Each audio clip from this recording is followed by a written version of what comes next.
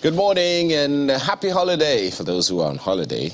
I'm Ayo Makinde. Good morning and welcome. Rise and shine. You're welcome to Sunrise Daily. We're coming to you live from Lagos, Nigeria's commercial capital. I'm Kayode Okikiolu. Yes, it's a holiday, quite all right, but a lot of issues aren't going on holiday.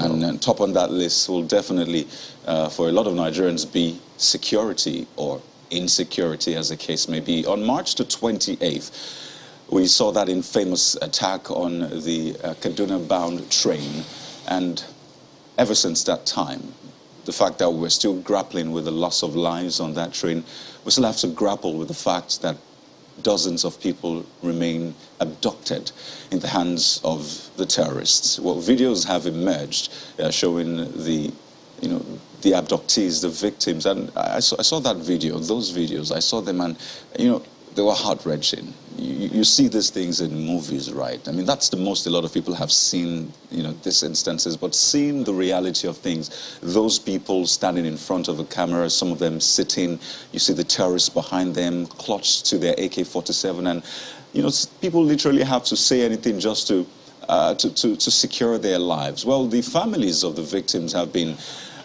out and about, doing all they can, just trying to secure the release of these victims. A few of them have been released, I don't know, as a result of negotiations and what have you, but largely a lot of them are still in captivity. And, behind those numbers are real people. We'd like you to take a look at this video. They paid a visit to the Human Rights Commission and they bear their mind on the issues. Please take a look at this, and hopefully this can send a message to people who are meant to do something. The cries of agony and heart-wrenching pain is palpable in this conference room at the National Human Rights Commission. Family members of the kidnapped travelers of the ill-fated AK-9 Abuja train shed uncontrollable tears.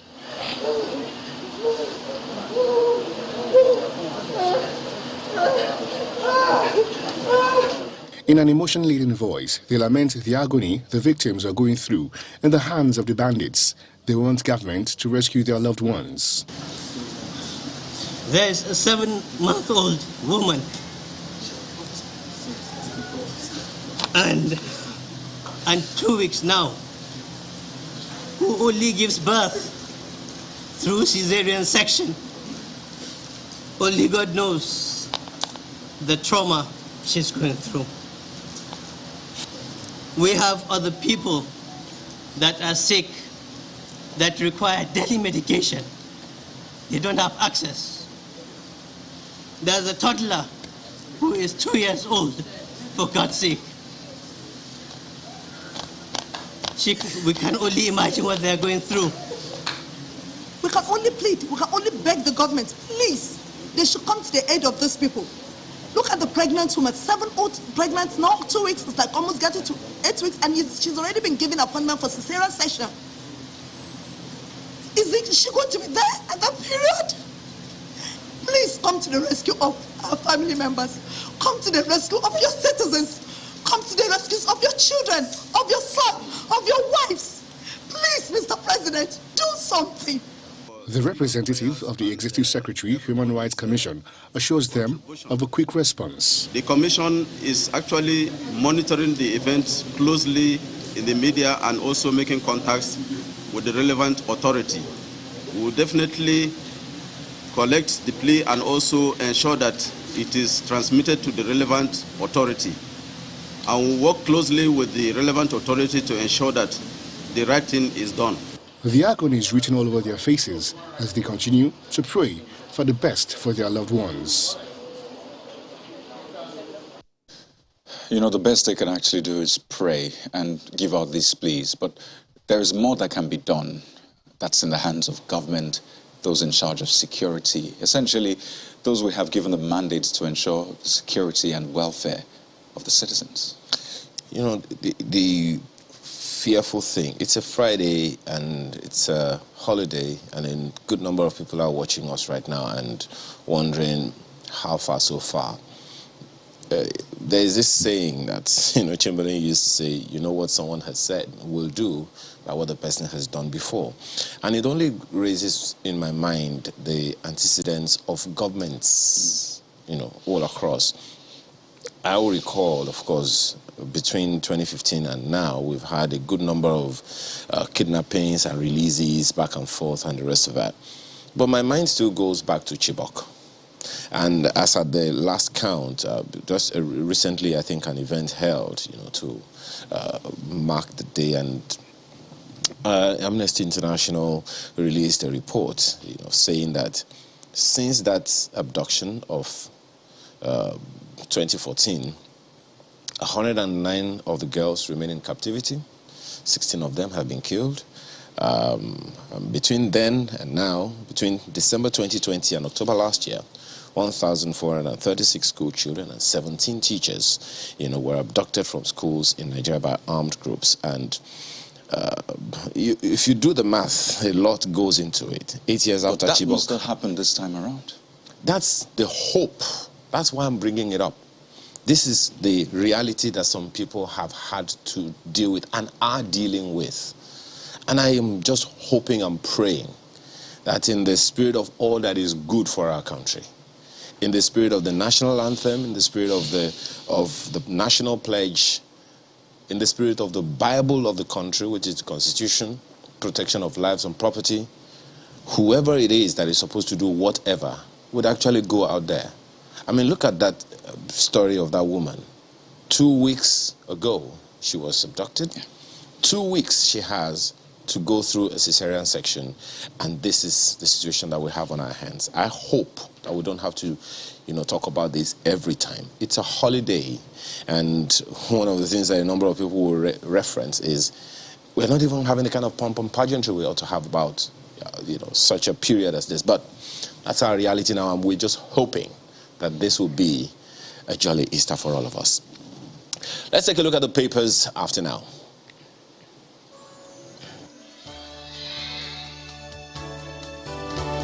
Let's begin with the Daily Trust newspaper and hope that this reality will not be perpetuated, but it is what it is. 8 years after, 24 Chibok parents dead, 109 girls still in captivity. That's what you have on the lead. BBOG seeks reforms against kidnapping, 1,500 students abducted, and 11,536 schools closed. That's according to UNICEF. The story is on page 4. Of course, Daily Trust has continued to keep account of what's happened concerning school children in captivity. The details you'll find right there. Under that picture, you see why foreign airlines mauled ticket sales in dollars. Find out the reason for that. Backtrack following uproar. Trapped funds push operators to edge. That story is on page 18 of the Daily Trust newspaper this morning. And here is, well, other papers have it, so let's leave it there for the Daily Trust newspaper. Well, take a look at The Guardian. The Guardian is next on our lineup, and this is what you have. It reflects the season, but also it tries to put things in context. At Easter, Buhari, Lawan, Atiku, Tinubu preach hope for Nigeria. The writers, you see, Nigeria will triumph over a spate of evil, Buhari tells citizens. Khan urges governments to ease hardship suffering in the nation. Nigerians lament hike in food prices, call on government for interventions.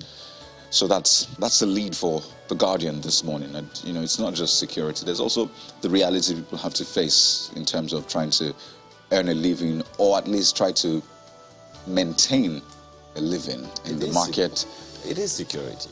It's food security. Food security, right? Economic security. Stomach security. It's a whole cycle. Absolutely. It's something we all know. And that's the lead for The Guardian. And then you see this one. Amid war in Ukraine, disrupted academic program for returnee student raised concerns. I mean, it's been months after that evacuation process. But yes, evacuation is one thing, but don't forget that a lot of them were in Ukraine as a result of, trying to further their studies or get one qualification or the other. So there's still that question hanging in the balance. I wonder what options are available and what is being done. Last week is on strike here in Nigeria. Sano and Naso, they're on strike as well. NAT. But that's that one there. Under the pictures you see on the front page, you see 8 years after Chibok, 11,536 schools closed, over 1,500 pupils abducted. That is a stark reality, and it is very heart-wrenching, I must say. Well, there's this one, APC, after APC's 8 disastrous years. Sorry, before you go, that figure of the schools, I think government needs to come out ahead of it. That figure is from the UNICEF, right? Now, 11,536 schools. That's quite a lot of schools. And that's not talking about one student per school. So what's that saying for their education? So let's say an average of 20, 50 students.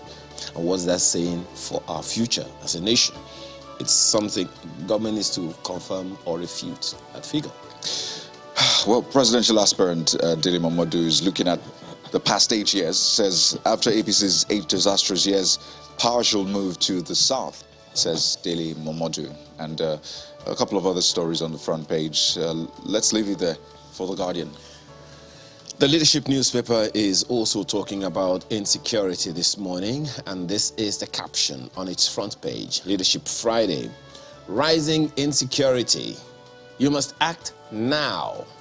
Council of State tells PMB. Find that story on page 4 of the Leadership newspaper this morning. A few writers on its front page as well. Asks president to meet with service chiefs to find a lasting solution to killings. The question anyone would ask is, how that meeting will be the number what? After so many of such. And then grants state pardon to Nyame, Darie, 157 other inmates. Rejects 3. Again, the details on the inside pages, page 4 to be precise, and a host of other stories on its front page. Let's leave it there for the Leadership newspaper.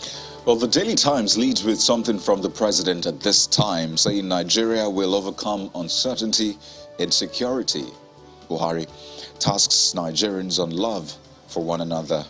That's in the spirit of Easter that you see just on top of the headline, Easter. So, of course, you have the INEC chairman right there on the front page having a meeting.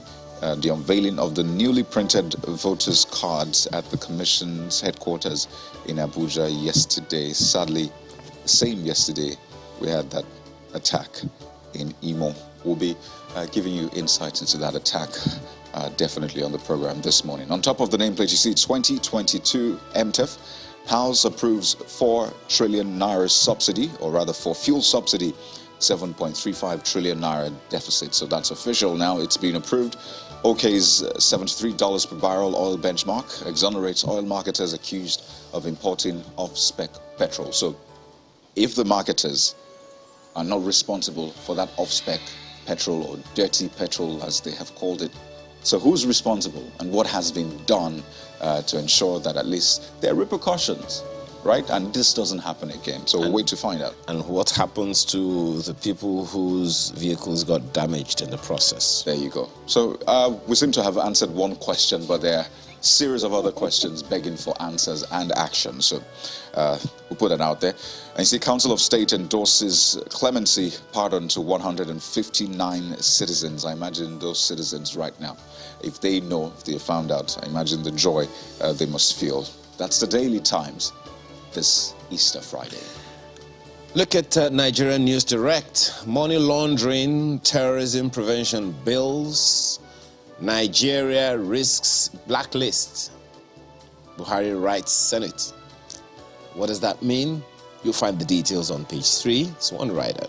Lawmakers must treat both bills with urgency, according to a hinderer from our IGP. Find the details on the inside pages of the paper this morning, and a host of other writers other stories, that will take your interest. Well, check out New Telegraph.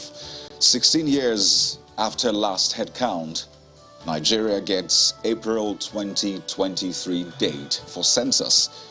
As Council of State grants approval, OK's national honors for 434 persons, clemency for 159 inmates, deliberates on security challenges, rising cost of food. So this question about census, I remember we were having a conversation recently about just how many we are in Nigeria, and that I'm not even going to go to that figure that someone threw out. Where did you get that from? But, you know, this was, I mean, a lot of people thought it was going to be before the elections, but apparently this is going to be after the elections. I think it's also strategic on the part of whoever it is that came up with that idea, because you know that those speculations had been in the air that if it held this year, it's because we want to use for it's supposed to be used for the elections. Don't forget that this NPC arrangements was supposed to hold in 2021. The census was supposed to be in 2021. For whatever reasons, 2022, and now it is 2023 decided. NPC was the one saying it was ready to conduct it last year, 2 years ago, and last year, and ready to conduct it this year. But now there is a nod, as it will seem, that government has agreed, let's hold it after the election next year, so that all shades of doubts, that's my hope. You know, a lot of people have been thinking that, you know, if the elections, or rather if the census holds before the elections, then it'll help us understand, you know, our figures properly. And maybe even help us to put the context or the number of registered voters in context. Remember the conversation we're having with a representative from Yaga yesterday saying, do we really have 84 million or so registered voters in Nigeria? Seemingly questioning that figure. Interestingly, INEC itself says it's going through, if you listen to Professor Mahmoud Yakubu saying that they're also going through a register cleaning process, you know, that we may not be up to that in figures, because I mean, some have died, some have graduated into the age, and all those things, all those ones are going on there. Well, if INEC is doing that, kudos. Let all the political parties also do that. Do we really have 40 million members in one political? I'm just asking.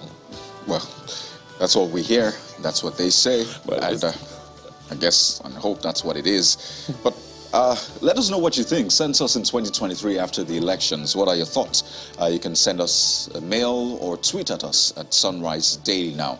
On top of the nameplates, there was a story that came out still on the front page of the New Telegraph yesterday about airlines planning to sell their tickets in dollars. But see, Airlines Group rescind decision on ticket sale in dollars as NCAA awaits security clearance on Air Nigeria.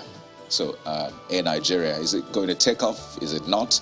Well, find more details on page 23. I'll just take one more story for you. If you're a student, if you're a lecturer, if you're interested in what's happening in our public tertiary institutions, then listen to this one.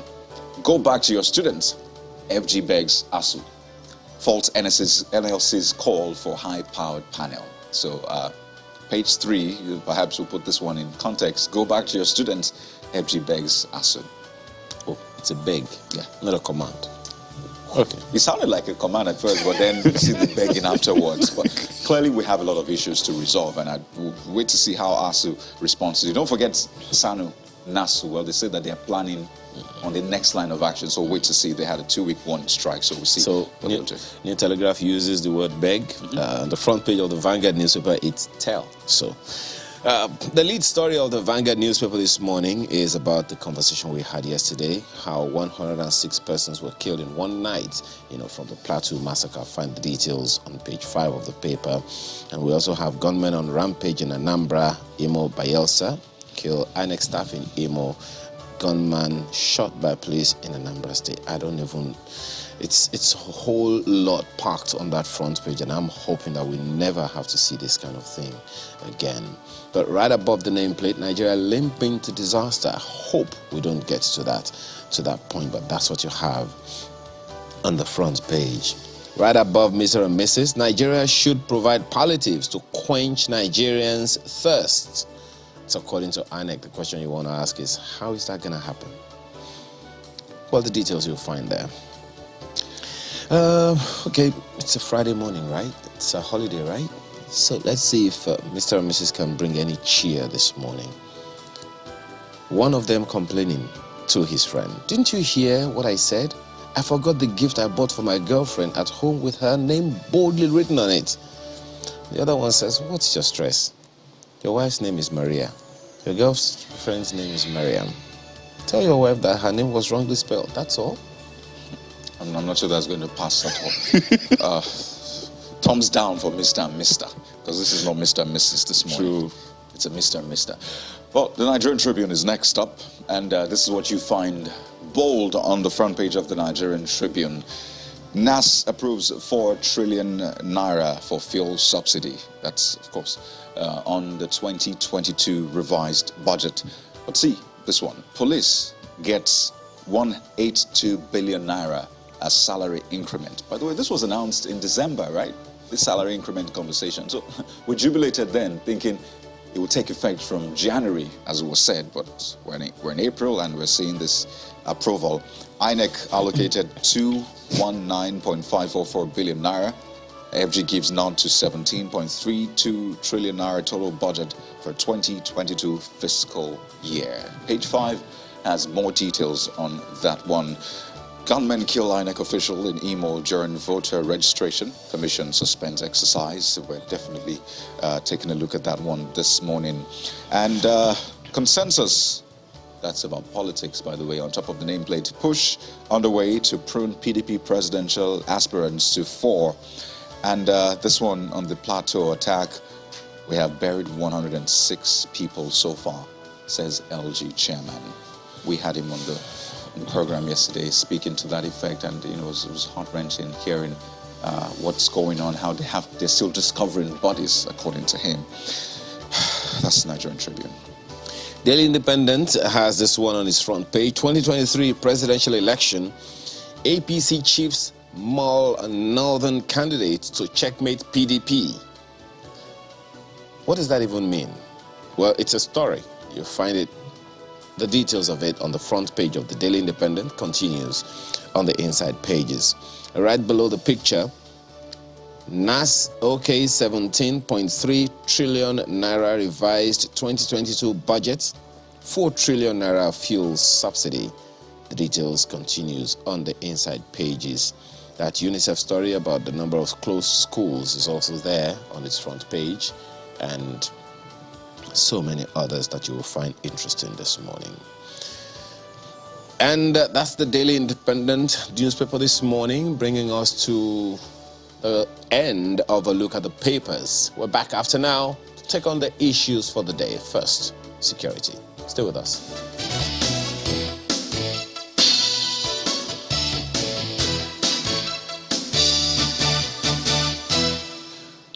Thanks for staying with us. So much has been said about insecurity, but it is election year, and a good number of people, including our guest that will be introducing shortly, have talked about the fact that usually election time in our country, we have such a surge. Getting ahead of it is another thing altogether. But the dimension of it that happened in Imo State is something very, very concerning and disconcerting. Let's have a conversation around that and a number of other related issues with our guest this morning, who is Alfred Ononugbo, a security consultant. He joins us virtually from Lekki. Thanks for joining us this morning, Mr. Ononugbo. First of all, let me just ask you what your thoughts are on hearing and seeing the information concerning the attack on the CVR process in this country, in Imo State to be precise. Well, good morning, and thank you for having me on the show this morning. I felt personally disappointed, not just because the process was disrupted, but because I believe the perpetrators are Igbo men. They are our brothers. They are people who should have value and respect for human lives, and innocent citizens, people who went about seeking their daily bread and trying to exercise their rights as enshrined in the Constitution. We are so treated, and I would like to use this opportunity to condole with the families of the INEC officials or official that was killed, and also the community that took this, painful exposure to threats of such an unimaginable magnitude. It's disappointing and it's worrisome too. It's it's of serious concern. I think something has gone out of control, and that's my view. I'm still in shock. I'm still surprised that such mannerless execution of, law-abiding citizens could be carried out by Nigerians and Igbo men, for that matter. Well, we'll come to the elections dimension shortly, but one of the questions I always ask, and I continue to express my confidence, personal confidence, in Nigeria's security apparatus and intelligence, because we haven't invested in these personnel for nothing. I have implicit confidence. The question that I'm just asking is, isn't there enough intelligence to forestall this, to know that this is going to happen, given that we have officials, security officials all over the country, in every single local government in the country? Isn't this information supposed to have gone out for some people to take action to forestall it, to prevent it from happening? Well, I think our services, our personnel have been overwhelmed. There are so much happening, and these are human beings, and they are working within the resources available to them. I can assure you, no personnel of the Nigerian Security Services will be happy to have this kind of situation recorded within their area of command. So it's a situation where probably the services are overwhelmed, and the resources available for them to engage these threats probably could also be a challenge. Also, I also realize that there seems to be a disconnect also between the government and the people, because we must help the security agencies as individuals, as communities. We just won't sit down and wait for them to find out. It's people that provide information that helps the agency. They are not spirits. So they depend on intelligence, on relevant and valid information passed across to them to be able to work. They can't just analyze nothing. And I think we should look at, building a bridge between the Nigerian people. It's come to the time that Nigerians will begin to also get involved in the security of our country. They should begin to participate in gathering intelligence. That goes through families, community development associations, traditional rulers. Everybody must get involved at this time. We are the victims, Well, Mr. Onubo, you've raised two issues.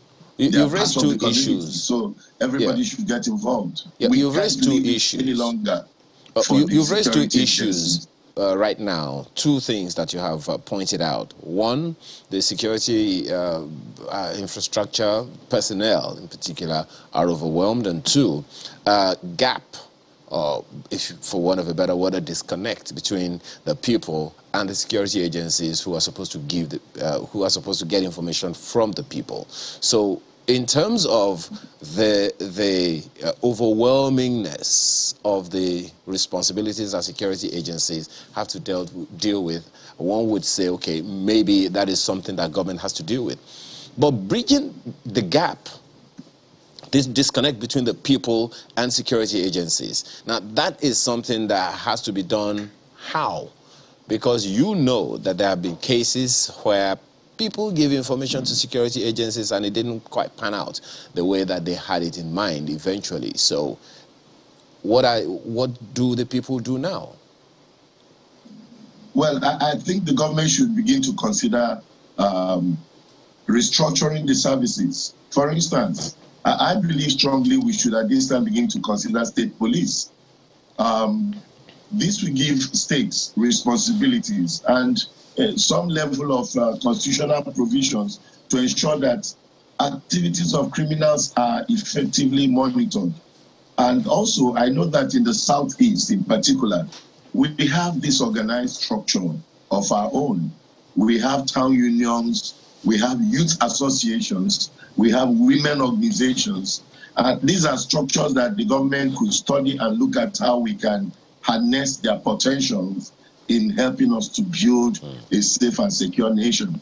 Because these are people who interact with themselves and the society on a daily basis.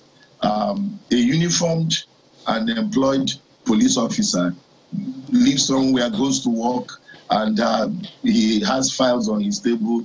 They are so occupied with so much. So we have to begin to look at, can we now consider the state police services? But we have, Mr. Onanibo, there were thoughts that, went out that we said that we have community police men dispensed by the Office of the Inspector General of Police at some point. Is that saying that that program is not working? I don't think it has become effective. It could be existing. A lot of things we do here are good, but functionality. I know we have at some time had this whole idea about community policing, but there doesn't seem to be evidence, there doesn't seem to be facts to match that they exist. So probably we should look at it. We should also look at the structuring.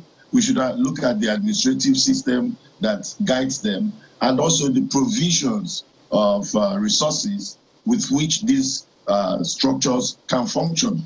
If we set up something, there are no budgetary allocations, there are no offices, there are no structures. Who do they report to? Who recruits them? And what are their limits? Because, it's observed. Maybe I'll just mention this. A lot of people are frustrated. There is hopelessness. So when even you set up a little thing and put a uniform on a Nigerian, frankly, the next thing, you begin to see him operate outside the provisions of the laws, setting them up. You have some uniform agencies owned by states, impounding vehicles, stopping vehicles, searching people, arresting. So these are little things. So I think there are chains of things I expect we should do. One is an aggressive national orientation that can drive us back to patriotism. If we don't see and know that we own Nigeria and we have respect, we have benefits, we have things that we are entitled to as citizens of this country, it will be difficult, even if you employ people into the community police service or you engage them with the federal police service or Nigerian army, to be patriotic in the discharge of their duties. And I think that is the social or moral angle missing in the whole equation. It's not just having an employment. Most people see employment as means of making ends to meet. They don't see it as channels of delivering service and building the nation. So it's about how much I can get. And it's from, the lowest to the topmost. So these are missing links. And we need to find a way. We really need to study and look at ways we can, work on these things and bring them back. But I think the community policing service cannot work without proper constitutional provisions and resources for them to engage. We also we see a lot of people just, taking advantage of whatever we provide, because an insecure man cannot secure anybody. So if you employ people who feel insecure, economically insecure, socially insecure, politically insecure, it's just a question of time, a matter of time, and they become part of the problem. Okay. I'd like us to talk about this particular attack some more. And I know there's the warfare that happens, in terms of intelligence on the field, the combat and all of that. But there's also the psychological warfare, the mental aspect of this, what this kind of attack is meant to achieve. I believe you've seen that video which surfaced, said to be of that attack, that gruesome video. What do you think, watching that video, what do you think this particular attack on INEC was meant to achieve? I did listen to the voice note on that clip, and it saddened me. The attack was simply intended to put fear and traumatize the people and discourage them from participating in the exercise. They are simply trying to discourage the democratic process in the country, and I find that very disturbing. You know, I was watching the little kids, the women on the floor, and I watched them execute the INEC staff. They just want to put fear. They just want to intimidate the people. They want to drive them back home and ensure that they do not participate in the democratic process. And that's very sad. It's a big threat to the elections of 2023. It's a serious threat to the participation of people in electing credible candidates or giving mandate to credible political aspirants that will represent and help drive development and attract democratic dividends to their people. It's a big threat, and I think there should be a national security assessment of that development. So, I mean, that video is too gruesome for broadcast, but watching that video and trying to maybe peek into the minds of the attackers, what would make non-state actors who clearly, I mean, by their numbers, cannot take on the whole, I mean, government apparatus, the whole security apparatus, can't take them on, definitely, on a normal day. But what would embolden them that much to carry out such attack in such a brazen manner on such an important institution of democracy? Well, it's traditional for insurgents to express themselves through such heinous crimes. They are criminals, and they make statements by committing such atrocities. They send messages to the authorities, and if you look carefully, they strategically target government initiatives, government establishments. They are trying to send a message. They are trying to also, not just to, like the video, the voice note on the video, was saying, they are sending a message, and their message is clear. They don't want government activities. They don't want democracy. They don't want people to express their constitutionally given rights and privileges. They want to recondition the minds of the people. They want to control people using terror, using fear, and their message is clear. They are lawless. They don't want the rule of law. They don't have any objective.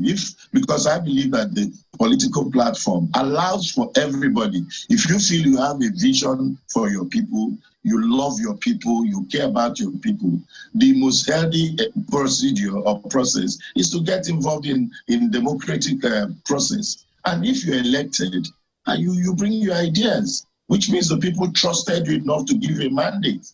Now you are seizing the people's rights and privileges, abusing them. It's worrisome. I don't think they have any other message other than to send fear, to terrorize the people, and to discourage them from participating in the democratic process. We'll come to winning that particular war, especially against scaring people from coming out to exercise their franchise and all. But the closest we have come to identifying these men is to term them unknown gunmen, and I mean that on a lot of levels sends different signals. And is it worrying for you that that's what we keep terming them as, unknown gunmen? And what does that do essentially in this whole fight? Well, first of all, I would like to, I think the way we brand these people also gives them impetus. These are criminals. Why would we, just like we had for a long time branding criminals and terrorists as bandits, these are criminals. Their mission was to destroy the people. because I don't see what they have gained by killing people who were collecting cards. If you feel that you have a better, stronger message that must keep the people, tell them not to vote the wrong people. Tell them not to allow wrong people to manage the resources. Look at most of our communities with all the budgetary provisions over the years. You go there, you find nothing. Now, the rich people you find are those who have participated in politics. And I also think these are some of the things sending wrong signals to the people. You know, there seems to be this belief that the government protects the criminals and then punishes the law-abiding people. You know, I listened to a clip a few days ago that says, look, we fight so hard to give mandate to criminals, and then we work so hard to kill. When they catch a thief in the market, we rally around, beat them to stupor, and execute them publicly. Meanwhile, we go and vote people who steal our future, steal our education, steal our healthcare services and all that. So I think there should be an area alignment, you know, because the terrorists are products of this frustrating system. No justification for their actions, but there are people who have lost hope in the system. There are people who are being shortchanged. There are people who feel they are disappointed with the way things are being run. There are people who feel they've been denied privileges, possibly justice. There are questions, you know, it's not safe to be sympathetic, but at the same time, there are elements among these guys that have been exposed to injustice. They've been exposed to all kinds of situations and abuse and all that. And then there are those also who are criminals leveraging on whatever platform provided by political disagreements and challenges and hiding under that to perpetrate their crime. They're just criminals. They just want to kill people. They are murderers. You know, so we have all shades of characters embedded in this whole confusion. So what will be the right term? If you can hear me, Mr. Ononugbo, what would be the right term to label them as? So clearly this unknown gunman is even not helping the matter at all. So what would be the right term? They are murderers. They are just simply murderers. I see nothing for which they should kill people. If you love your people, you protect them. You know, when you kill your own to make a statement, the instinct to kill is in you. It's not as if you are killing because you are fighting a cause. The people you shot were not armed. They were just simple, ordinary, everyday human beings that went about their business. And they went to exercise their rights as enshrined in the Constitution of Nigeria. I can understand that there are elements of people who claim that they don't want to identify with Nigeria as a state. That's not a secret anymore. And I see them trying to carry out their campaigns on social media and all that. But I also realize that some other elements who are not even involved probably in the whole campaign for self-actualization have also seized their activities to perpetrate crime. I want these people to be seen as murderers. No community, nobody should entertain anybody moving around with arms in the name of agitation. There are many platforms and, you know, opportunities to express our disagreement with the way things are being done. And one of them is by going for elections. So if you're attacking the election system, tell us, how do you then correct the ills and the shortcomings of our political leaders? Well, Mr. Onugbo, there are those who will wonder, okay, so if that is the reality that's on our hands right now, then what are the options before us? I remember, I think it was 2 days ago, the president's office released a statement from Garba Shehu, the president's SSA Media and Publicity. He said in part, people don't have to destroy what is there in a desperate quest to get power. That suggests to me, or maybe someone else, that it's not just these people that we see are just like foot soldiers. It's the real battle is something else altogether. Do you agree with that? Yes, to a very large extent I do. And I also believe that at this point, I think the government should begin to look at the option of aggressive reorientation.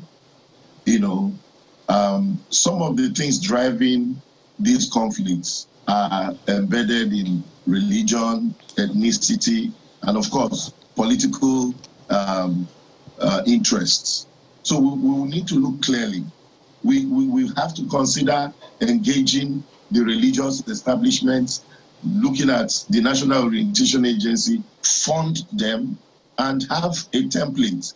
We should have a template for reorientation, and it should be driven aggressively. We should also review our cost of labor. I'm sorry, I may have to touch this issue. Nigerians are paid so little for working so hard. And those who don't work as much walk away with the bulk of the resources provided for. I mean, you walk into, with due respect, to the police barracks and police stations, and you see the poor state of facilities. I want to believe the IG is concerned and it's trying, but with what resources? How much are these people giving? And how much gets to the job, even when billions were approved for this project? How much gets to the job? So we must begin to measure our expenditure with our returns. We need to look at the welfare of the services. Are they being well managed?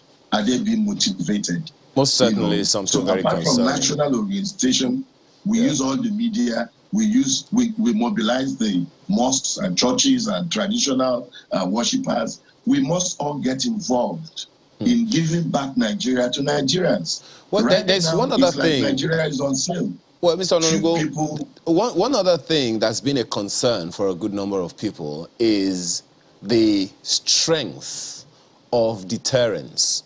There are those who wonder, of all the attacks and everything that we've been hearing, no arrests, and cases where there have been arrests, no prosecutions. It would seem like, okay, this has happened, we report it, we get in the news, and that's it. We seem to hear more from the other side than from the authorities' side on our part. So I'm wondering, do you think we have, even though the laws are strong, do you think the execution of those laws, the enforcement of those laws are strong enough for a deterrence of insecurity across the nation, especially for the elections? No, I don't think so. I also am concerned.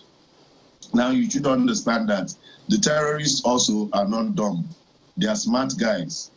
And many times also the handicap I believe the authorities face is the fact that they take human shields, if you realize. You can't just wipe away the criminals with law-abiding citizens in their custody. So they take those human shields with them. They use them to protect themselves. So that also is a challenge. Now, you also look at how do they recruit people. I have a reason to believe that we have more people involved in terrorism than the entire Nigerian Army, Police, Air Force put together. Because these are everyday human beings you think are normal, but they've built networks, they've built, tentacles with these criminal organizations.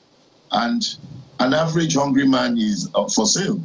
They get promised maybe 5,000, 10,000. I don't think they benefit so much, but because they are getting something so little. So we have to look at how Nigerians are benefiting from government. I think the situation, just like what happens to us during politics, is the highest bidder.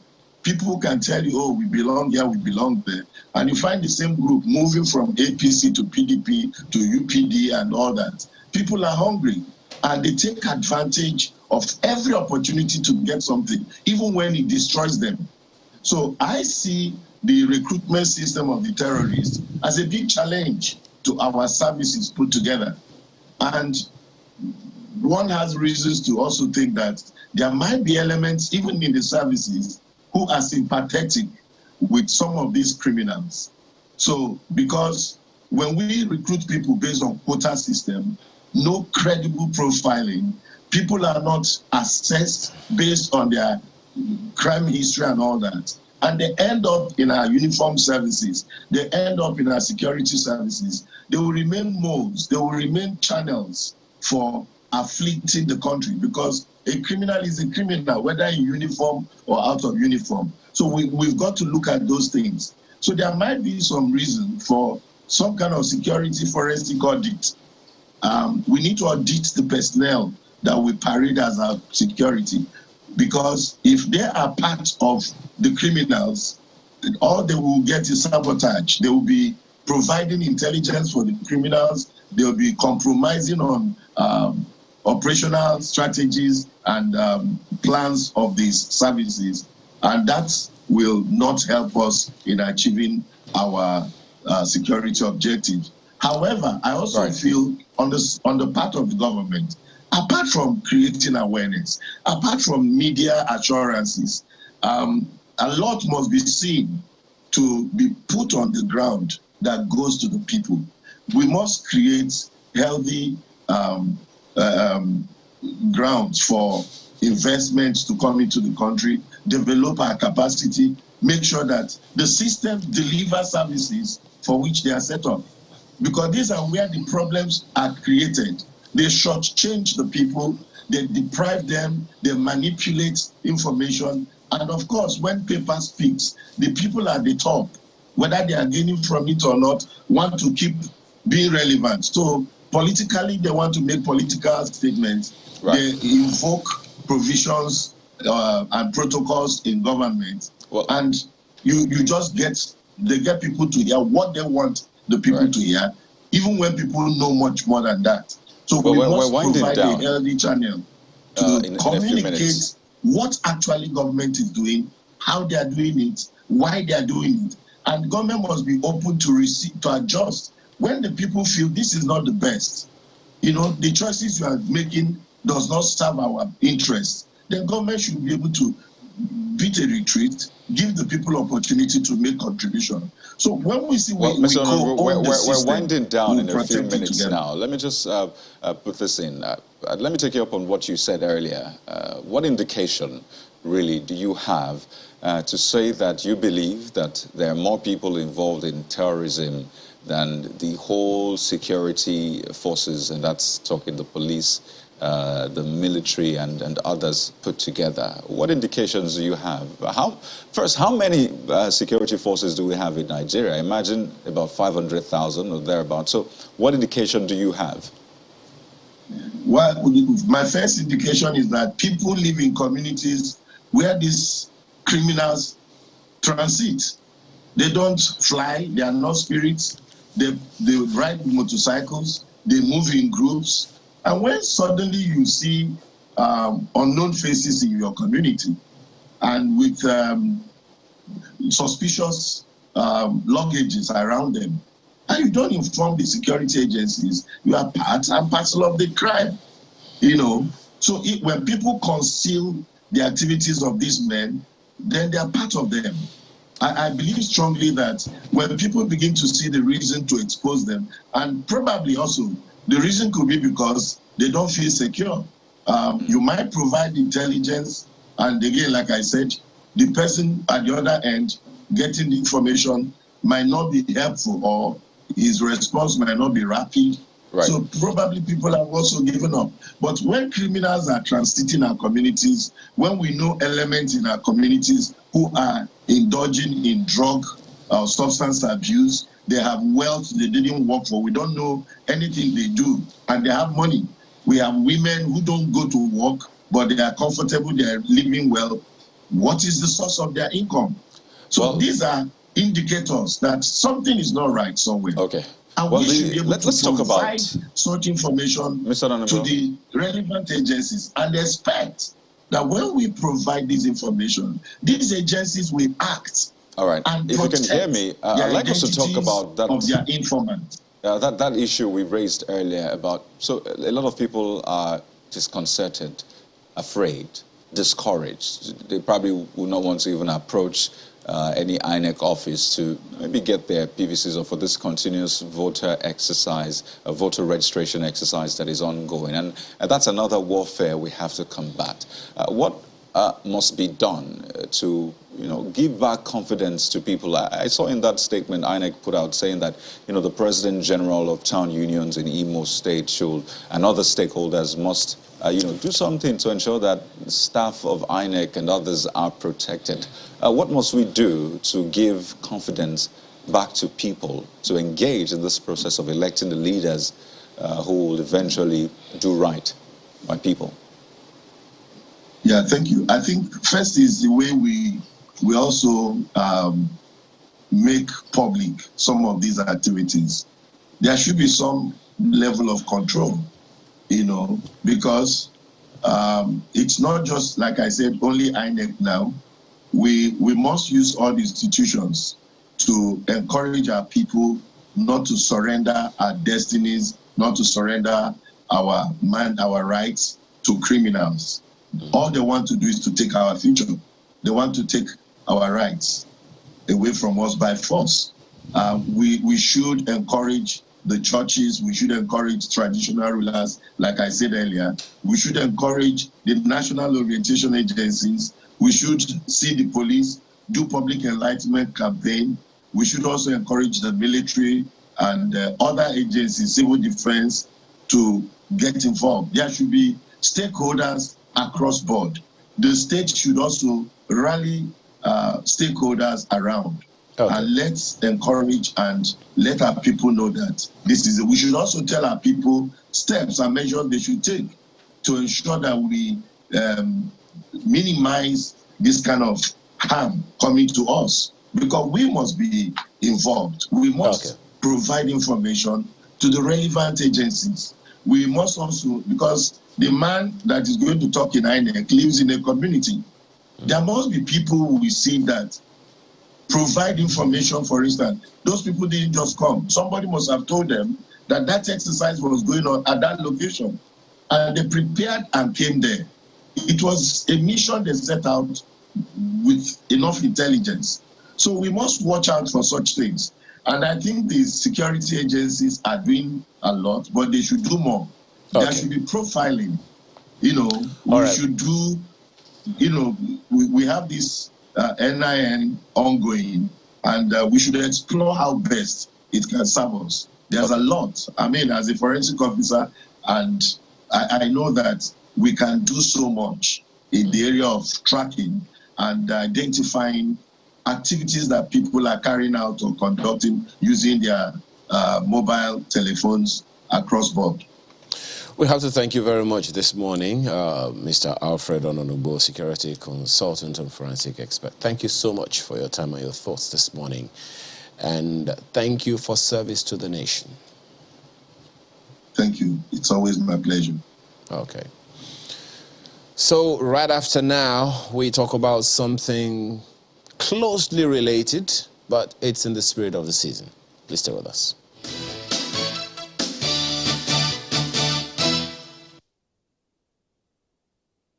Well, if you take a look at your calendar again, that's if you haven't already, you realize that it's Easter season. Well, it started off really with the Lent, the fast, and of course we're now at a day you call Good Friday. Now, this is happening amidst all of the challenges we're facing as a nation. And this morning, we will try to bring to bear all the lessons, the virtues of Easter, and how we can use that as perhaps a panacea for the issues we're faced with today in Nigeria. And to do that with us is Dr. Adeyemi Agbelusi, a venerable theologian and clergyman, joins us right here in our Lagos studio. It's good to have you, Dr. Agbelusi. Good morning, Ayo. Good morning, Coyote. Happy to be here with you. Good morning.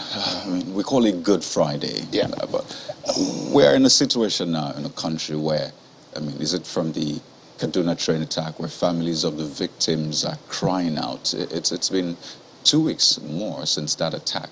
They're crying out. We've seen attacks in Plateau, in Benue, the recent one in Imo State, which we just discussed. And I'd like us to speak on the back of that, because that's a reality for a lot of Nigerians.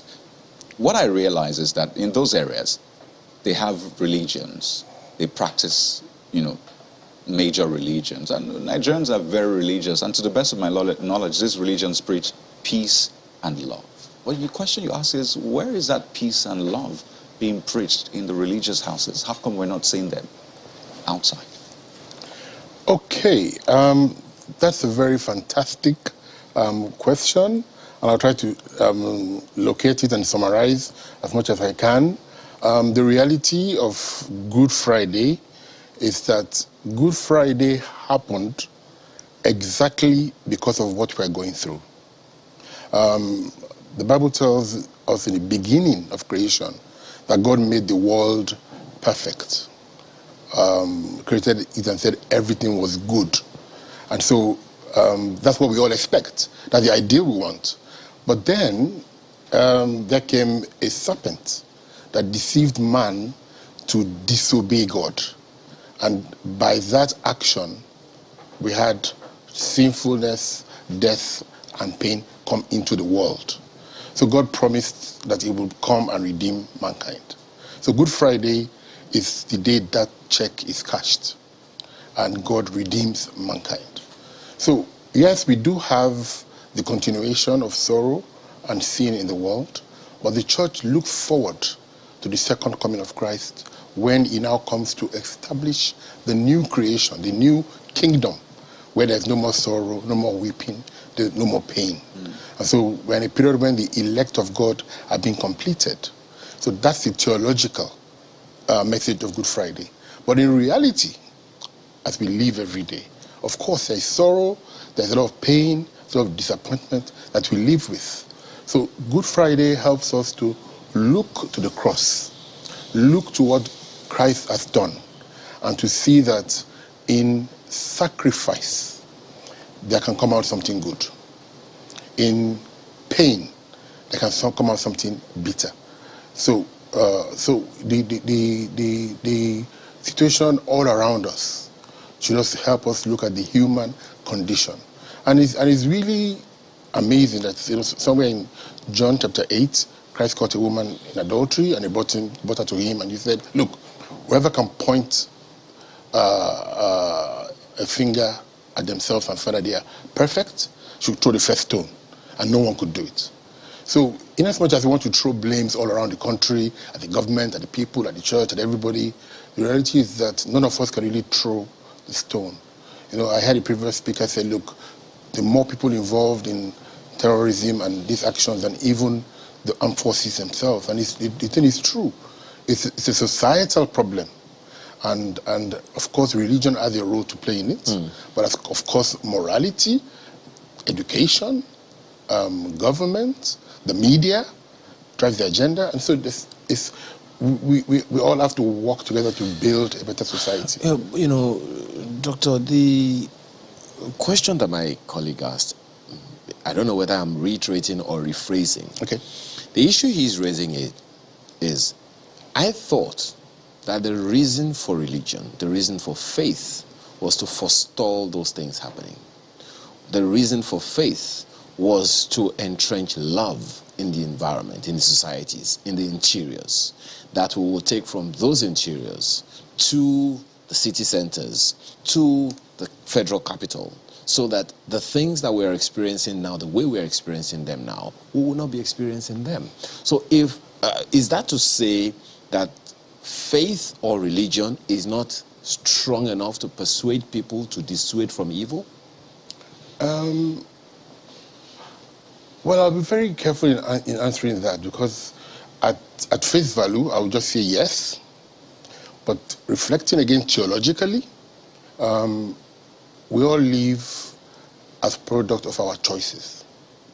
And so in as much as religion can preach and teach and exhort and inspire people to do good, when it comes to the daily decisions of life, you now have to take a moral position. So you have, even in the events of yesterday night in the church calendar, Judas Iscariot. Nobody could have been more religious than Judas. Was following Christ, he was keeping his money, but he chose to betray Christ for 30 silver coins. So when the point came when he was going to accept a bribe to betray Christ, he failed. So in as much as the church can permeate society and try to work for transformation, it becomes difficult at the personal level if people don't make the right choices. I apologize for breaking it, but I didn't use the word religion deliberately. Yeah. I chose the word faith. Okay. Because just as the president said in his statement, the two religions are having fasting time about the same time.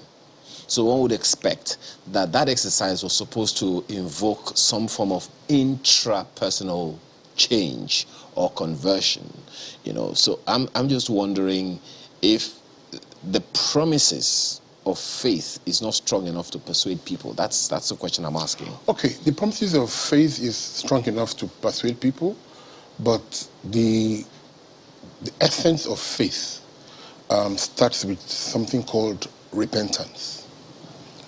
In Hebrew, it's called teshuvah. So it's a situation whereby you look at yourself and look at how far you are from God, and then decide that you want to make things right and walk right.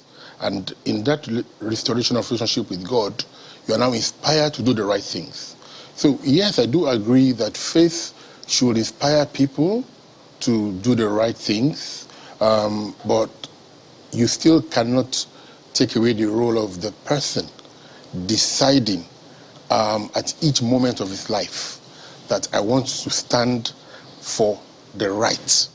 So Christ, who is our example, and who we celebrate today, says that whoever will follow me must take up his cross daily and come after me. So it means that you could follow him yesterday and not want to follow him today. So it's a walk of faith, it's a journey, and it's something that we call in the church sanctification, whereby people are moving towards being better people.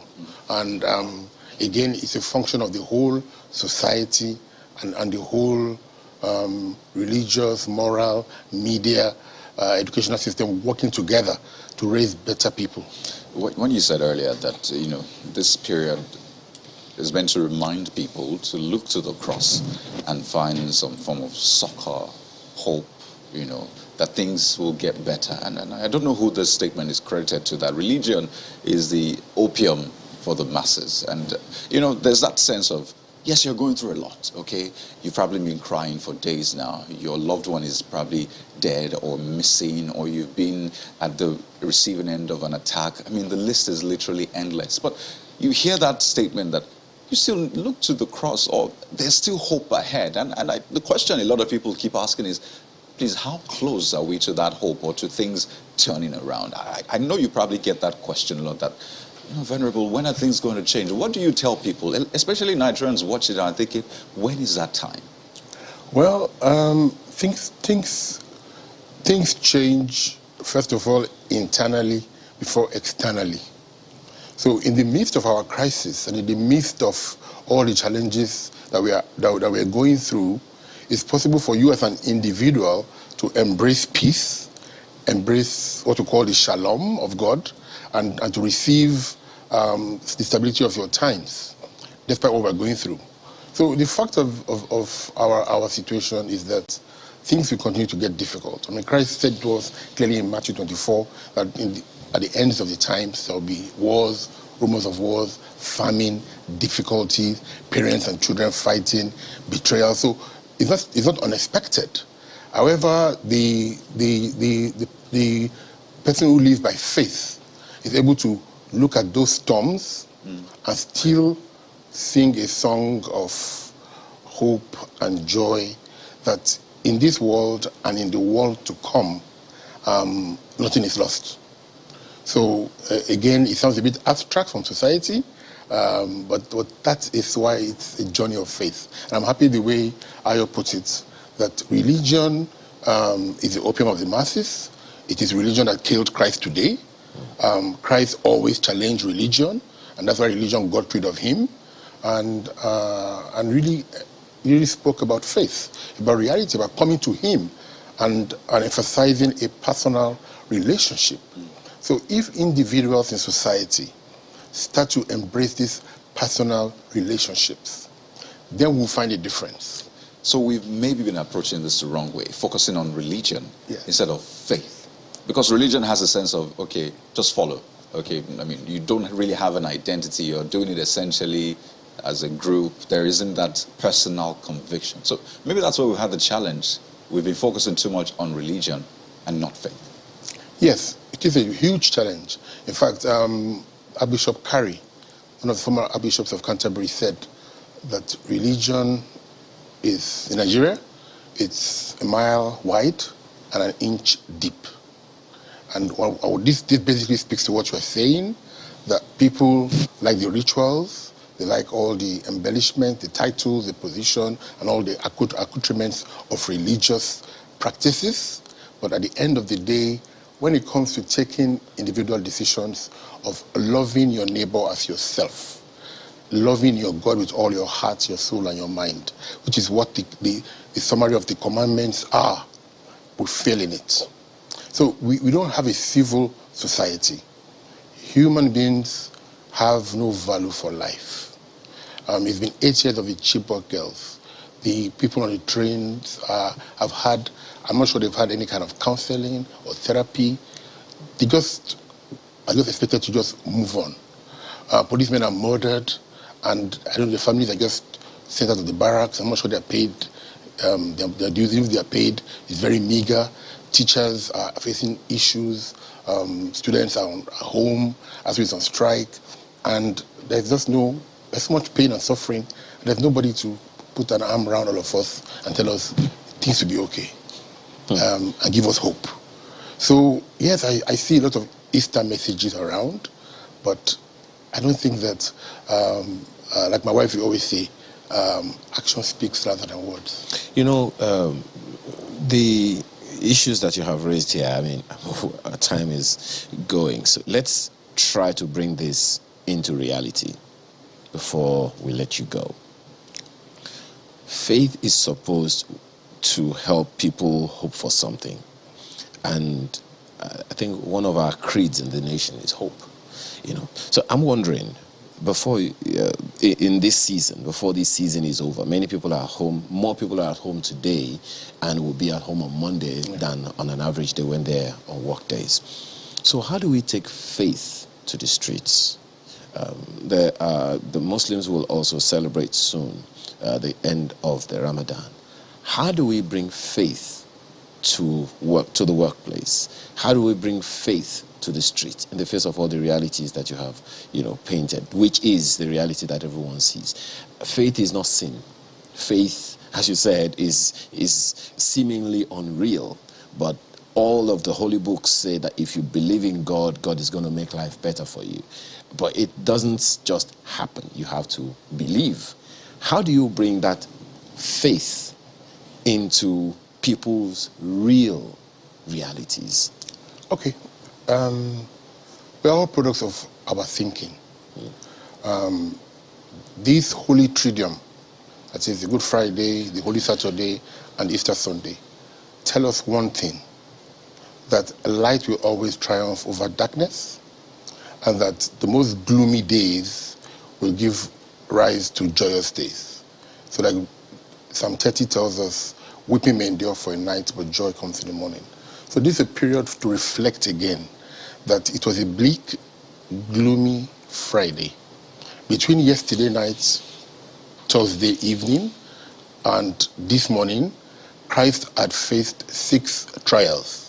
3 civil for the Roman government and 3 before the Jewish government. And he had been convicted and sentenced to death. And so about 9 o'clock now, churches will commemorate his carrying his cross to Golgotha, where he will be crucified by 12 and hung till 3. How do you try a man 6 times in one night? Courts shouldn't even sit at night. So there's a travesty of justice. So humanity did their worst. And on the cross, you find Christ starting with forgiveness, comforting his mom, assuring people of salvation, and eventually committing himself to his Father's hands. And at the end of it, we have a period of waiting when he's in the grave.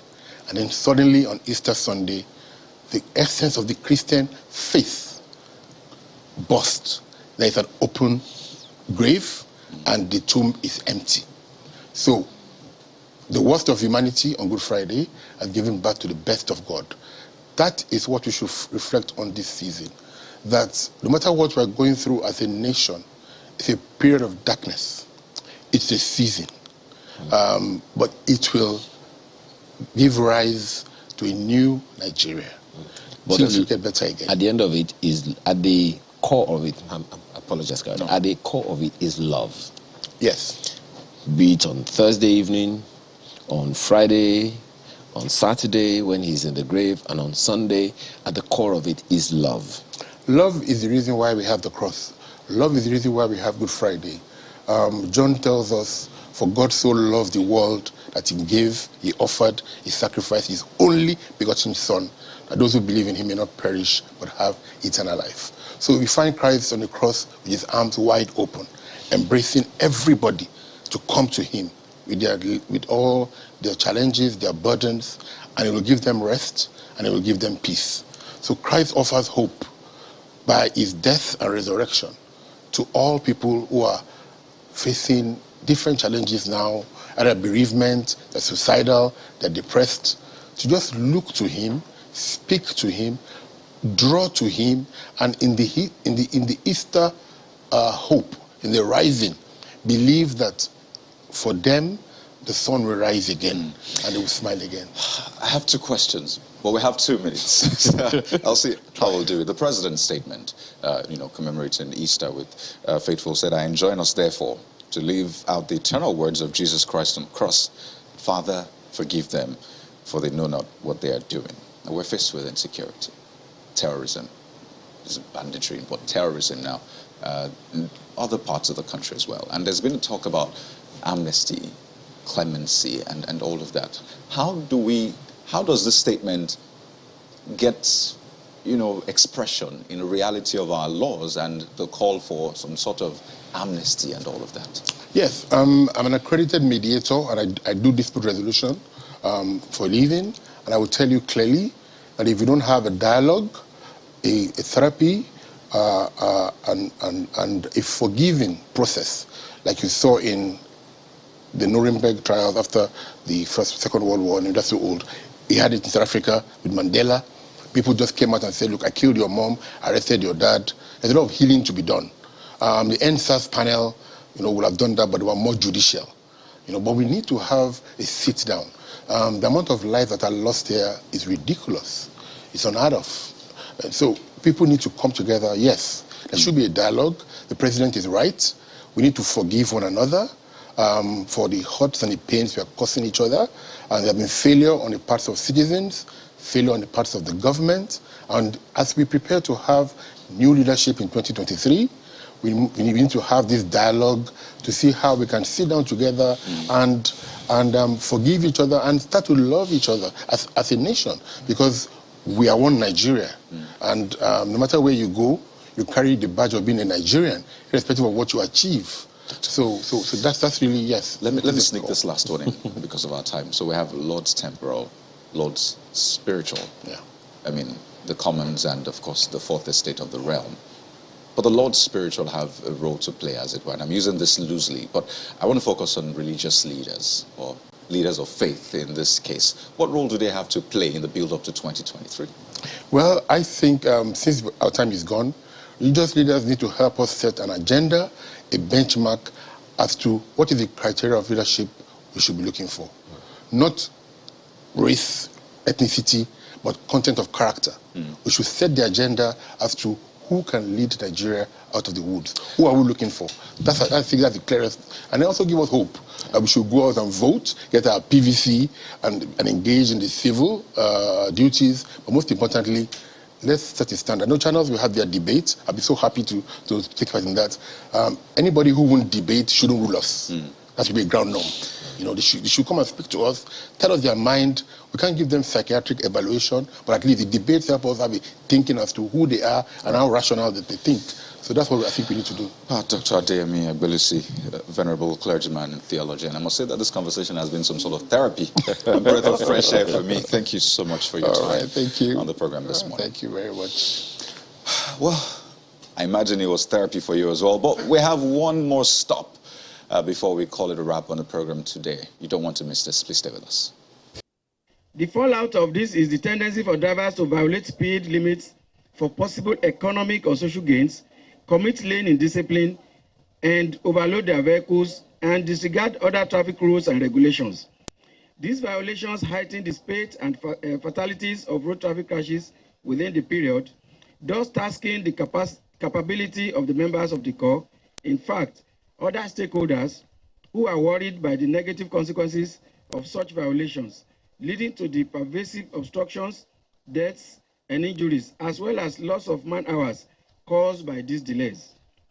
As part of the effort to deal with these challenges, the Corps came up with the idea of taking the message of safety down to all of us at the motor parks quite early, due to the critical role of the union officials that the union officials play on the road, as a prelude to the massive deployment of personnel and logistics to the highways, and particularly to the black spots for the containment of the perennial traffic gridlock and accompanying hazards.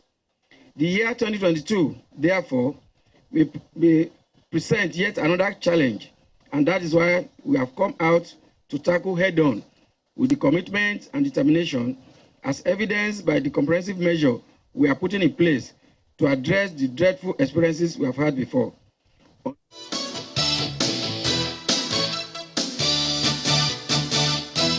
Road safety is always a concern and, of course, definitely a global phenomenon which gave rise to the decade of action in the last decade. And I think there's been a renewal. Talked about that and the peculiarities of road safety during festivities with our guest, Co-Commander Olusegun Ogunbemide, who is Sector Commander RS 2.1, Lagos State Command. Thanks for joining us this morning. It's a pleasure to be here. Do you mind starting with a quick update on that decade of action? How well did we do?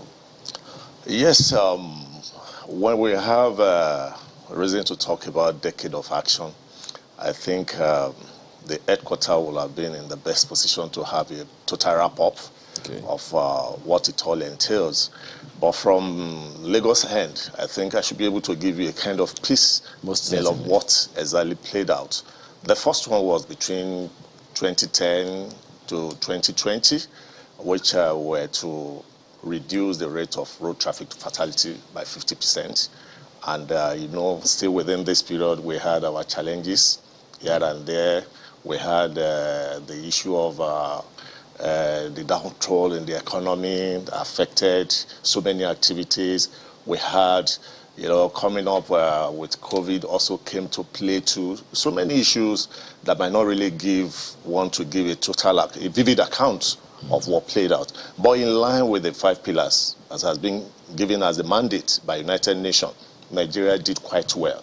When I talk of Nigeria, Lagos is more of reflection of Nigeria, because the input has been put in place by the state and federal in fixing the road, having a lead agency like Federal Road Safety Corps who has been able to harmonize the regulation of all the rules that have assisted in keeping in tenets of this United Nations.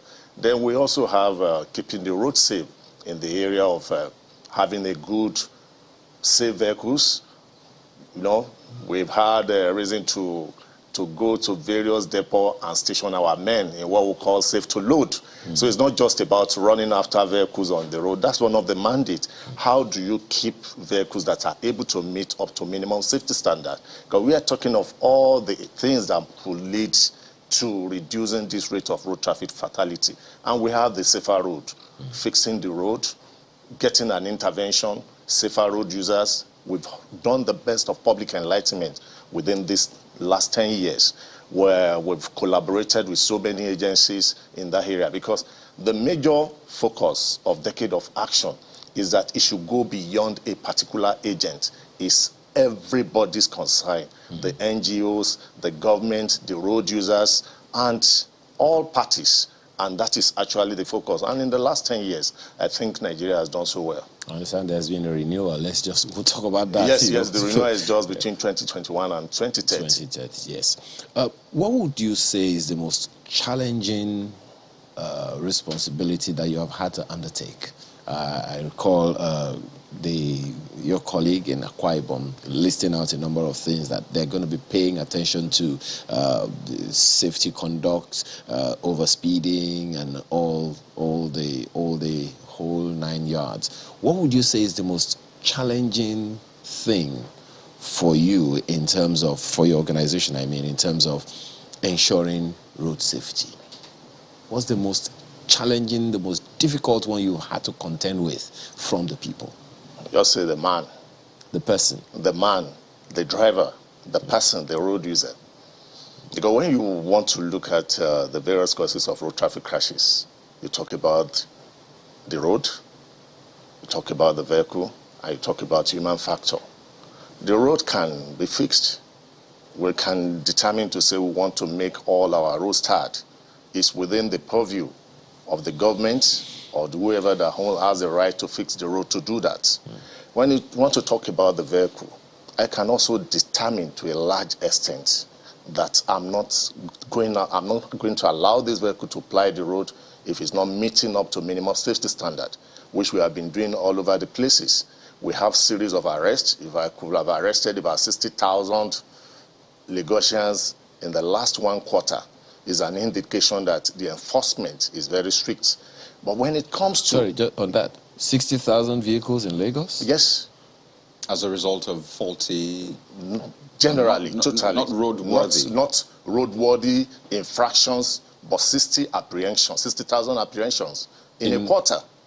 That's 3 months. The last 3 months? The last 3 months. Even the previous years. That has been the average arrests that are made. 60,000 vehicles. So is that a measure of success? I mean, you land on the point you were making, Yes. but is that a measure of success? Because some will say some of these arrests are even sometimes not right. They wonder, I mean, I didn't quite do anything wrong. Okay, maybe I would rather say there's a mix of the 60,000 last year. Sorry, 15,000 on the average. Okay. You understand? Per quarter? Yes, per quarter. Oh, I see. So totally for the year, about 60,000. When you want to ask whether it's a measure of success, enforcement is a function of the attitude of our people, and is an indication that we have a system that does not permit infractions. So if you want to look at it, judge it from the angle of the performance of the men, that means there's no compromise. That when you hear, you face the music. So to me, it's a measure of success. But if there are crises, there are crashes all over the places, and apprehensions are not being made, is an indication that have failed. Okay. But what we have on ground is that when you hear, you are going to face the music if you are unfortunate to be caught. But another line of success is that apprehension, the 60,000 that year, is an indication that I've saved 60,000 people from getting involved in a crash. Because that vehicle that is arrested for not having good tire could have ended up getting crashed on Lagos-Ibadan Expressway. You know, there's so many other vehicles that they go through without getting apprehended. If I was driving on this route just last night, and I saw this truck that had iron bars on it. It was so bad that the iron bars were so low, they were sparking, they were, making contact on the road and sparking. On my way back, there was another truck that was actually, I don't know what happened, but you could see the petroleum products, on the way out of Lagos. They are usually loaded. I could see the petroleum product leaking. So I put 2 and 2 together. If that truck that had iron bars sparking were to just go past the truck that was leaking. What do you expect? An inferno? So, I mean, there are a lot of other vehicles that go through undetected. I don't know if they do it in the cover of the night. By the way, I saw your men that late on another axis trying to help out another truck. Yes. I mean, kudos to them. But there are a lot of other vehicles that go out or that go through undetected. Severally, I've had reason to judge from this angle. People sit down day and night in the church. But we still have so many sinners still standing before the man of God on a daily basis. Because the transport sector is quite dynamic. I know it's huge, especially when we want to talk of Lagos. We're talking of an average of 2.5 million vehicles parading the road of Lagos on a daily basis. And we have a very vast road network. We have our main stations. Thank God you confirmed that you saw some of them. We cannot arrest everybody at the same time. If I engage a vehicle, I can spend an average of 1 hour if the person happened to be a very recalcitrant person. But if I spend 1 hour on here, I will have reached out to millions of people. That's why we actually prefer, media approach to most of these things. If I run after a vehicle that carries 35,000 liters of fuel on the highway and it gets involved in a crash, the aftermath effect will end up burning down my entire facilities. But if I go to where they are loading, which we do under safe to load, so many thousands of trucks are being engaged, and that is the reflection of what we are seeing on the road. By virtue of the number of trucks that leave Lagos on a daily basis, if not for all these concepts that are put in place, that one you saw leaking, you will have seen thousands leaking on the highway. Oh dear. So we've really made tremendous efforts in getting this thing. You want him to conclude his thoughts on the driver. Yes, exactly. Yes, the driver. When I mentioned the major causes of road traffic crashes, the road, the vehicle, and the man, I just say the road is the responsibility of the government to fix. Like Lagos now is the entire project land where construction is going on all over the places, interface between the state and the federal government. And the vehicle, we've played our own role by saying, like, we know all the major depots in Lagos State. We know all the tank farms where they are loading fuel. The policy came up that rather than running after these vehicles on the highway, why can't we just meet them where they are loading? At the MPA, we have MOU with them, where unless a vehicle meets up with minimum standard, it cannot take a container out of MPA. Unless that container you have is lashed, you cannot move out of MPA. The same thing goes with the various depots. Unless that tanker is meeting up, and we go to virtually all the motor parks to talk to them about the minimum safety standard. That one we have been able to manage to a large extent. But the one that is beyond you and myself is you are there. I don't know the psychological impact what I'm saying is having in you. I don't even know the impression you have before leaving your home. So the conduct of that person, the recalcitrant attitude of major road users is a major problem we are having. If you look at the analysis of our offenses, most of the offenses that are being recorded fall under human error. The man that decided to use the phone while driving, creating internal distraction, is very difficult for me to judge from outside. The man that decided to go on excessive speed is very difficult for me to judge because he owns the steering. That is why FRS even went extra mile by saying we cannot really determine what this man will do when he leaves our operatives. Let us have speed limit device. John is just like the Holy Spirit. Wherever you go, he goes with you. So that when my operatives are not there, you have something within you that if you are going beyond that speed limit, it brings you back. Well, we've seen people grieving that Holy Spirit by disconnecting it. By disconnecting, even some people do disconnect from Holy Spirit. You still have the impression that it's there, but it's already disconnected. I know at times that's why it takes us back to the human error too, because who are you doing?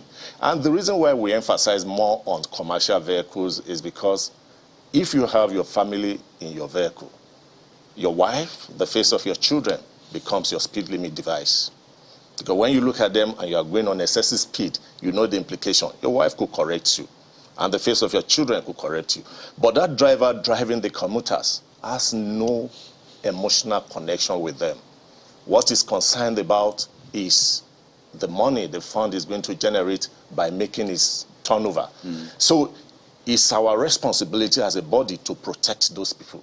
And that's the essence of that speed limit. So let's try to arm the driver out there with the right tools needed when they're on the road. I imagine a lot of people planning to take trips for business, for this festivity and all of that. Before you leave the house, what are the checklists you have to tick as a driver, as a vehicle owner, so you know that, yes, I'm in good stead to avoid accidents? Well, on my way down here, I noticed the traffic is quite huge, and you appreciate that because people are actually moving out of Lagos. And the number one I want to place on that checklist is your driver's license. Because as a driver's license, because I wouldn't know what you want to get yourself involved in. The operatives are out there. It's a strict enforcement.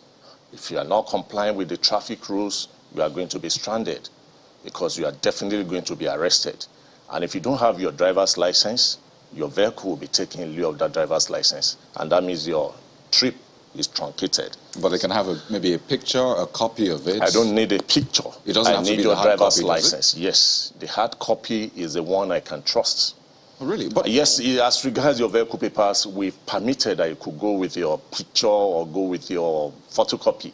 But the driver's license has to be the original. What if it's it just recently expired and the fellow just has a pass of sorts from your office? A pass what? A pass, like, okay.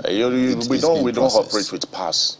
We operate with temporary driver's license. That's what I'm talking about. Yes, it's still is valid. Okay. It's valid, and if you are doing a bypass, you still have the documents that is known to the men, that they will know that this person just did the bypass. But you don't really need to wait for your driver's license to expire before it's fixed. Because even if it's expired by one day, it has expired. I find it rather curious, really, when you said that you only need that plastic copy. What if you have a photocopy? And just to be clear for people watching, so you have a copy of it, maybe a photocopy or a picture.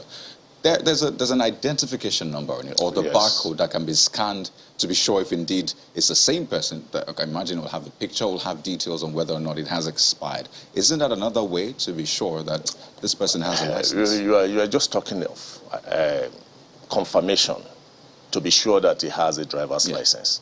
I'm talking of the result of an infraction.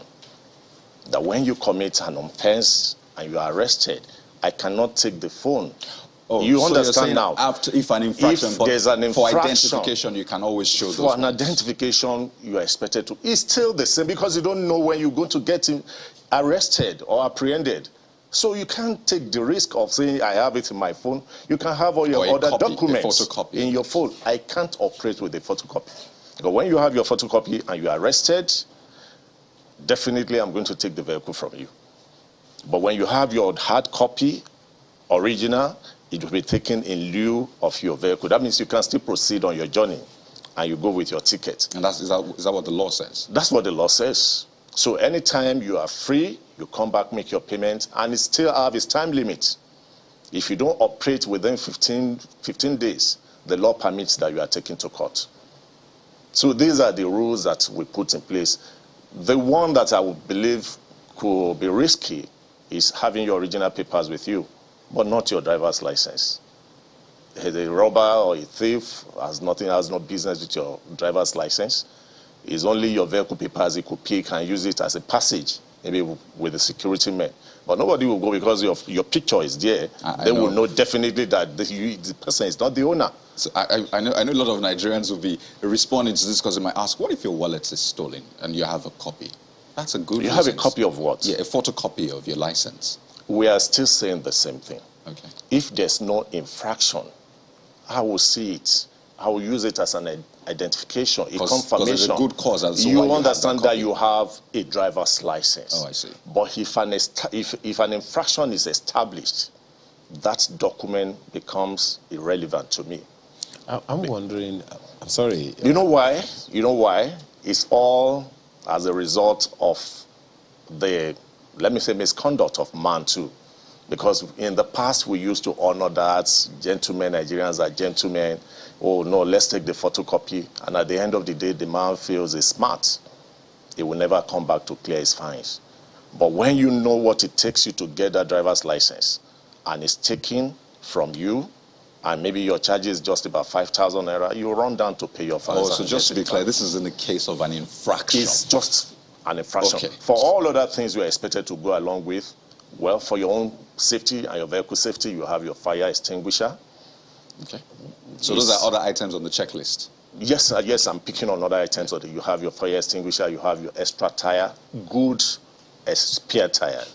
Not just a when dummy. when I say good spare tire, because at times we make caricature of this issue of spare tire.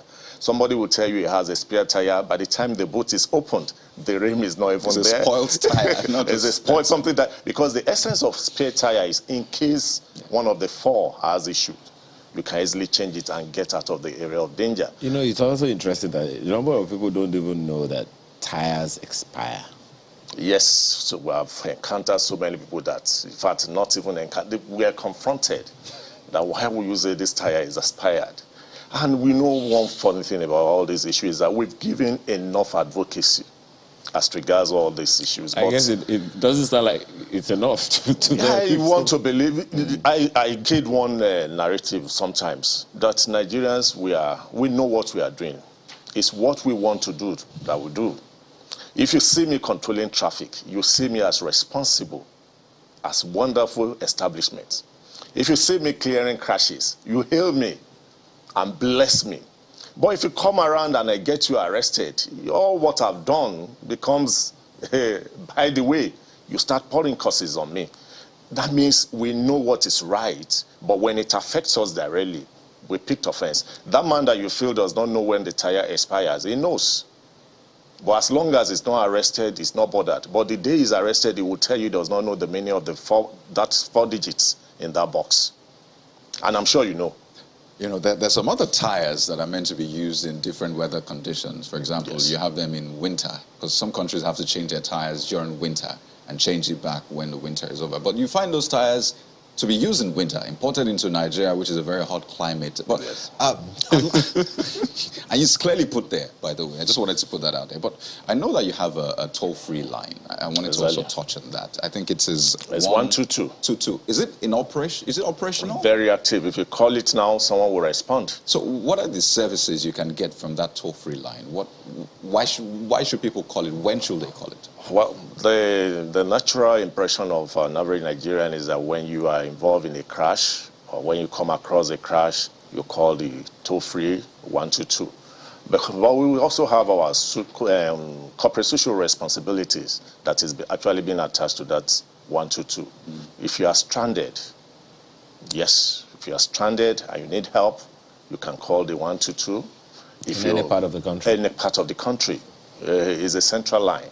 And the essence of it is that it hits you with the closest command to wherever you are. So the response time is always quite close. It's 15 minutes. But we have an improvement when it comes to issue of rescue and crashes, because we have our first responders all over the places now. These are the artisans you see by the roadside. They're already trained on rescue operation, yes. So when there's a crash, proximity-wise, it's close to him. Under 5 minutes, as he's going to the spot, he's calling us for a larger rescue effort. So the 122 also, when you find yourself, even when you are involved in security issue, you call the line. It's 24 hours. The connectivity, we've done series of supports where we have to link people with the police when we are not harmed. Yeah. And when it has to do with issue of rescue, we could only assist you in linking up. And that is the role that line has been playing, and it's quite jamming.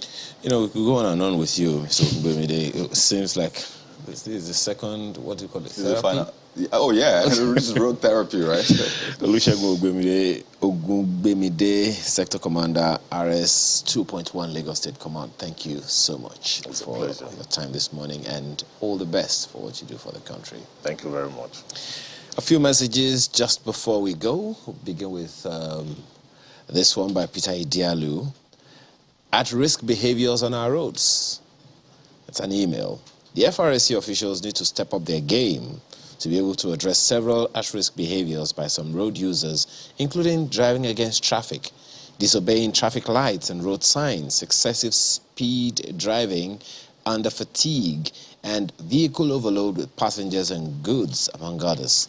By so doing, our roads will be safer. Don't even get me started on that overloading angle. Take a look at this tweet on security now from INEC saying, Nigeria's security architecture must be reviewed so as to make simultaneous attacks against these criminals and go after the sponsors as well. Governments I imagine, have been making vignette and evocative threats to arrest and prosecute the sponsors of these outlaws perspicaciously. Wow, way to go, Prof. Way to go. He's a prof. Pastor Law Alpha Cross says, the core messages of Easter, which are sacrifice, freedom, and love, are no longer seen and witnessed these days. Rather, people are more concerned in grabbing political power to enable them to amass wealth at the expense of the well-being of others. Also, still in the spirit of Easter, you see this one from Henry Okeke saying, Christ has shown leadership example for all in leadership positions to emulate. Let us reflect on the principles of selflessness, humility, honesty, and sincerity of purpose. There you go. Your message is so much more, but that's so much we can take on the program this morning. We thank you for your time, for your messages, and for your thoughts as well. It's been a great show. Clearly, the coming hours will be even greater, depending on what we do now. So, make it a fruitful day. Make it a beautiful day as well for others. I'm Kayode Okikulu. I guess the Venerable also told us the difference between religion and faith. Which one are you going with today? Am I Makinde? Have a wonderful holiday.